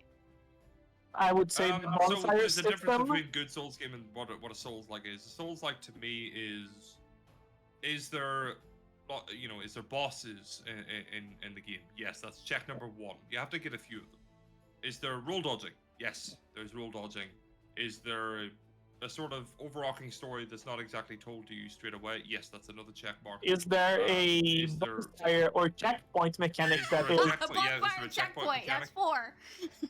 That's 4, and I think the 5th one is some sort of semblance of like fashion to the game, because fashion Souls is very important piece. That's of design. important to You will learn any this. game. Any game is fashion is important. It's more important here. It's literally the defining factor of anybody. Because if there's one thing that you'll learn about Souls games, armor doesn't mean anything.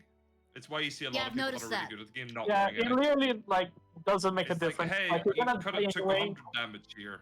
Instead, you took 98. Well, hey, you know, no reason to wear any other armor. You're wearing what looks nice. Yeah, we were just talking about So- that, Pete. We were talking about Lies of P or Peen, whichever. We were talking about Lies how of P. unique it I is love- as a game, and surprised that it didn't even get a mention in the awards, because it is a Souls game, but it takes a completely different attitude toward it, which is pretty cool. And the guy's just hair is has so many amazing. mechanics. It just goes, okay, here's the road. Here's the car, but the car has a steering wheel. But like, we're gonna redesign the whole car. Mm-hmm. Like, it's so different outside of the run up and bonk things to death kind of approach. Everything else is so different. like The that mechanics are approach. amazing. The world that is put, like, you're not running around beating up like dudes in armor, fighting then giant dude in armor as a boss. The whole look at the game is completely different. The story is, again, it's vague. You're not really getting much. Like, you walk up to a window where there's a shadow of a lady asking for a bottle of wine. That's it. She just wants a bottle. To somehow find a bottle of wine somewhere, and then bring it back to her. So it's doing all the right things. It's such an amazing game. Like, Lies of P as a Souls like, I think it is genuinely the front runner. I don't think any other Souls like Yeah. game. I think that as of late, the best Souls-like games that have come out is Lies of P and Remnant 2. Those two are. I haven't played Remnant 2 yet. I haven't Top I've tier played the first Remnant. I haven't played the second one. I've heard I very have played a bit of the mixed things about second. it. I need to finish it. I don't have the game though. The way that I played it is up to you guys' imaginations. We're not gonna say anything. We But don't yes, take it. it is an absolute amazing. Another game that is a Souls-like, that is very that is not talked about a lot, is a game called Mortal Shell. It came out, I yeah. think.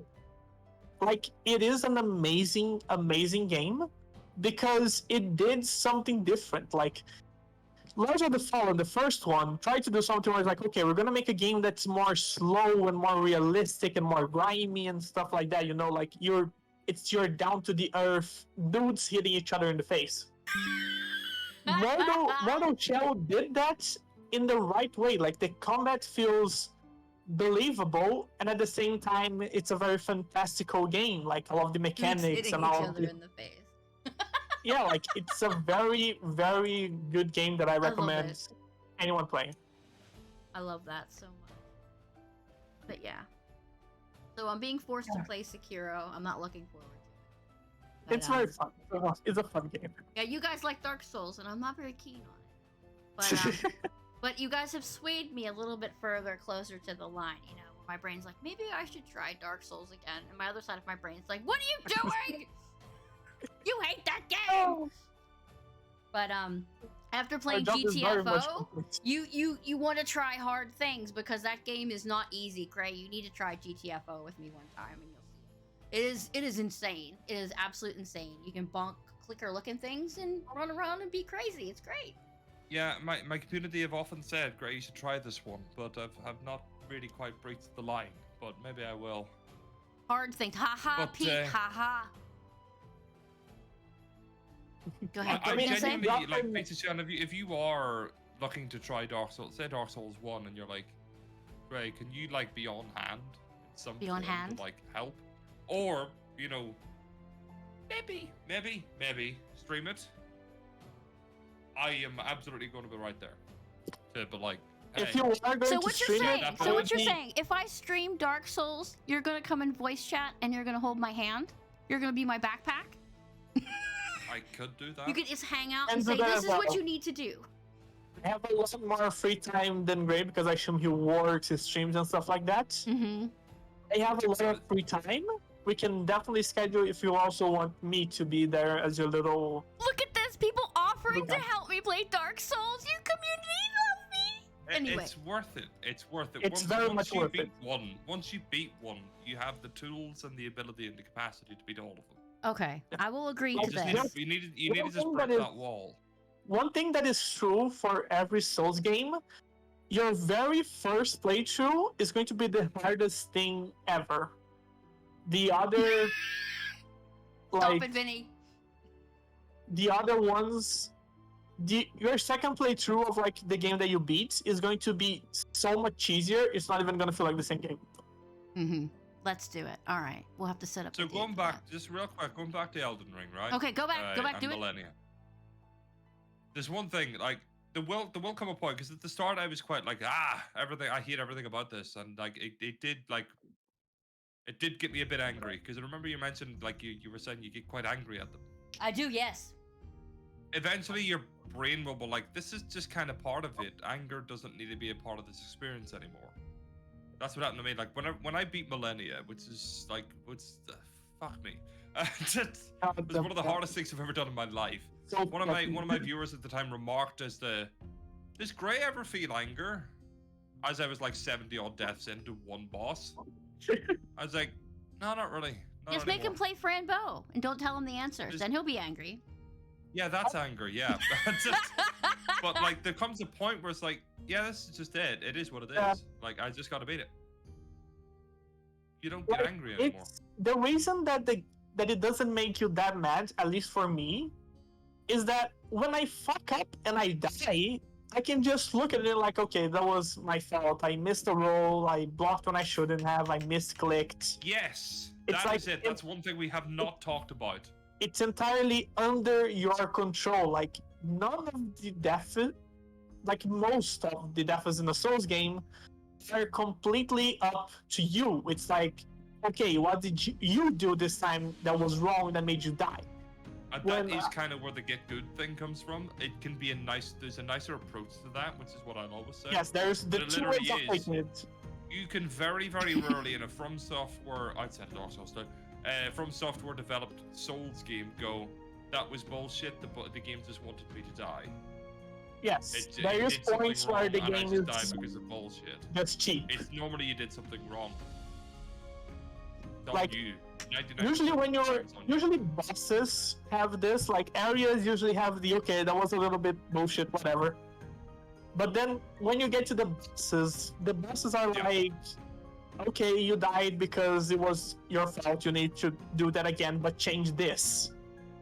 Yeah. So the get good has those two meanings. The get good has the like very mean and bad way of like, oh, just get better and beat the game. I'm a person who has not had contact with humans in a while. I'm stupid.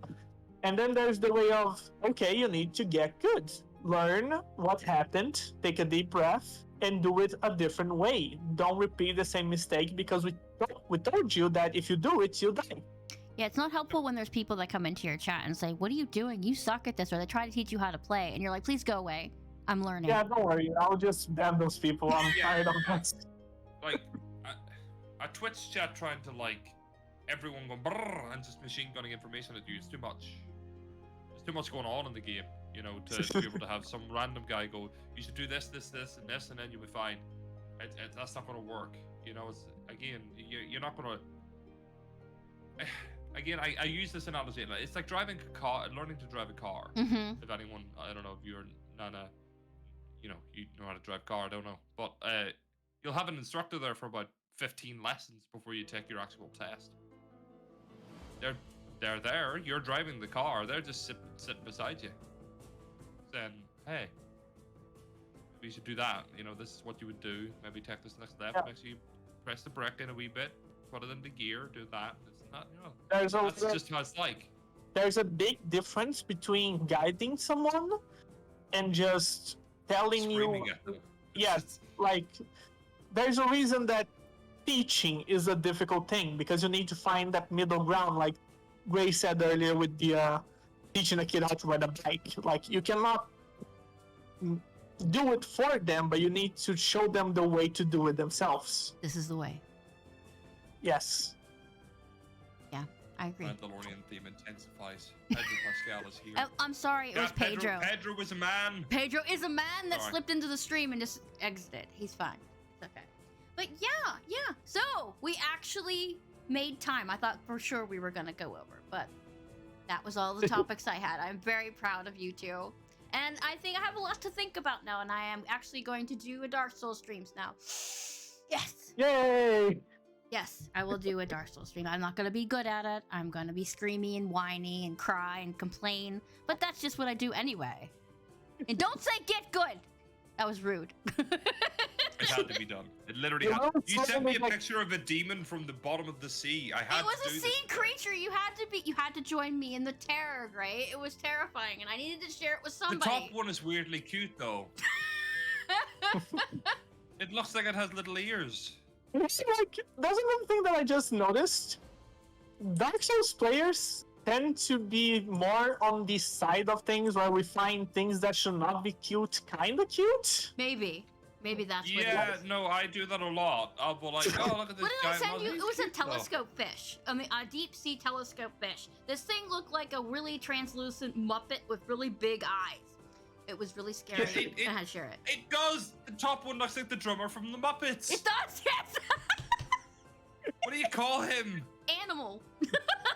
Animal. Yeah, that's definitely a fucking animal. I can tell you that much. But anyway, That is- that will, unless you guys have anything to add. Don't play Dark Souls 2 if you never played a Dark Souls game before. It's gonna make it very frustrating, and you're gonna not want to play any of the other games which are much better. Okay. Gray? Anything to add? Anything to add? Salt, pepper, Go cheese, in- bacon bits? Dark. Yeah. Yes. Oh, pugs. No, sorry. Dark Souls 2. Definitely play it with somebody. I Yes. think going through that solo will be very difficult. Mhm. And don't be afraid of, even in Dark Souls 1, to call for help with a buddy. Maybe you should rope your husband into this one. Or you can I just think like, that'd be wonderful. or you can No, watch he guides on YouTube. refuses to play There's- anything that makes him He mad. refuses. He refuses. Yeah, and Absolutely actually- refuses. The community You of two Dark Souls running through actually that would have did- been wonderful, but I understand as well. the Dark Souls community actually does an amazing job on that too. Like, if you don't have anyone that you know that like knows the game, there is multiple walkthroughs on YouTube that actually help you a lot. It was the way that I did with Dark Souls 3. Like, I learned from a YouTube guy saying, "Oh, you should maybe go here or maybe do that or whatever the fuck." Yeah, I'm I very think that's the fortunate most, to know some prominent, psychopaths who piece of know the advice game. I can give. Yeah, I think that's the biggest piece of advice. Like, don't be afraid to ask for help, be it from a YouTube Yeah. video or a Wikipedia piece. The game Don't- is literally designed for that to be a thing, as I said Yeah. at the start of this. And There's don't a whole listen- community drive behind this game as on a fundamental level. Mm-hmm. Don't don't- be afraid to ask for help. Yeah, and Anyway. don't listen to people that say like, "Oh, don't use this weapon or that armor because it's too OP." Use what you want and what you have fun with, okay? Like, Yeah, no, 100% throughout Elden Ring and all the Souls games I play, I try to find the cheese. I try to find the nonsense, because why play fair in a game that's not going to try play fair with you? Fine. Always about the cheese, isn't it? There Yeah, it is. I like- think that's my it was the soundbite. first time that I actually witnessed the game. Use the Zweihander, Pizza Chan. Yes, Jack has got it. Use the Zweihander. Okay. Yeah, the Zweihander was so fun. Just bog things to death. It was the first time I witnessed on a Souls game. It was when Elden Ring came out. Mm-hmm. And like a lot of people saying like, "Oh my god, you just beat that boss because you used this or that." Dude, the boss is dead. I'm alive.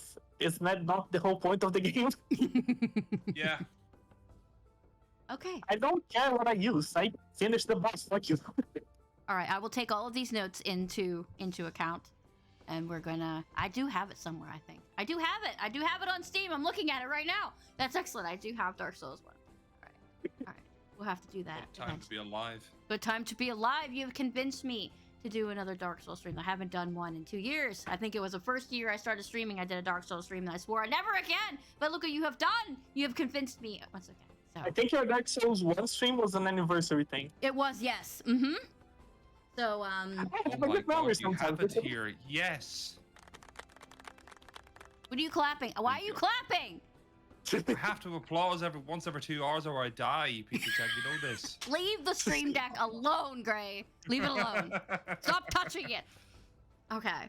So that's the end of our podcast. So thank you everybody for joining us. Thank you, Gray. Thank you, Nana. Actually, this was Nana's idea. So thank you, Nana, for your noodle saying yes, we should do this. And Gray, thank you for joining me after a Metal Gear Solid stream. Guys, if you don't follow Gray, go do it or I will find you. We'll find you. But yes, but thank you all. And if you guys want to hop off, what were you gonna say?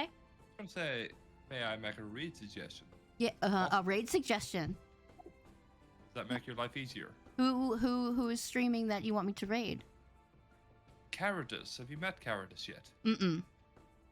Caradus is currently playing, funny enough, Elden Ring. Oh no!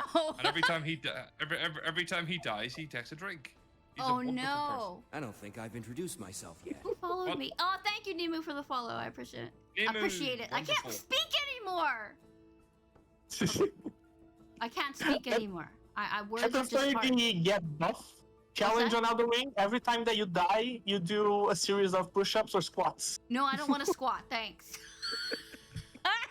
What was it? How do you spell that person's name, Gray?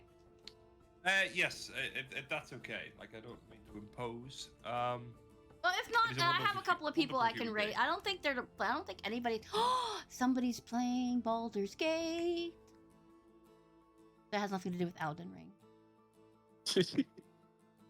Risk of Rain. I didn't know they made another one.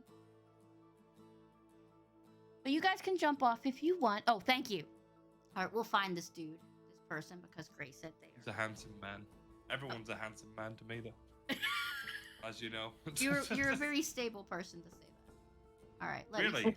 That's the first time I've ever heard that. But I think we are the opposites. thanks for having me on, Pizza Chan. I really appreciate it. We should definitely get more chats going on this thing. Two in a year is not enough. You want to hang out more, huh? You want to argue about devs? Because I can have you and Jen on. That would be cool. I mean, I could have my 5-minute segment on Film Grain. I'm sure that could happen. I mean, we can just, do like just a come in and just start screaming. we can do like a podcast for each separate Souls game and talk about it. It's like more intricately. But I mean, you like other games besides Souls games, Nana. You're really big into like Darkest Dungeon and like Binding of there's a Isaac, lot of all games. of those. I even finished State of Decay the last a month ago, I think. The State of Decay is pretty cool. Okay, we're gonna go raid this person. All right, guys, you can hop off if you want. I appreciate your faces for being on here with me, and I will as soon Thank as you for having me. Thank you so much. And I will possibly see you tomorrow, Pizza Jen. And You you will. lunacy. Okay. Lunacy and lunacy. Thank you, Lots of everyone. all right, guys, you can hop off if you want. Okay. Bye. Bye, Gray. Bye, everyone. Bye bye. That lovely, guys. My soundboard, go away, piece of crap. Okay. So chat, thank you for being here. We're gonna go raid this person because Gray said they were awesome, so we're gonna go there. Tomorrow we're gonna be playing Baldur's Gate. The party who fights in their underwear. It should be amazing. There won't be a stream on Wednesday because unfortunately I have to work, but I do have Thursday and Friday off. So Thursday we will be playing Final Fantasy VII. We're going back to that. And then Thursday will be our traditional The Division because it's Black Friday event. And then Saturday, what is Saturday? Saturday is History is Weird podcast. And then Sunday, more Baldur's Gate. So I hope you guys will be there. And I appreciate you all. So stay with me for this raid, please, because we like to meet new people. And have a fabulous day and have some pizza, because pizza is important in people's lives, because the cheese just warms your belly and makes you feel all kinds of amazing. Thank you, guys. He almost died.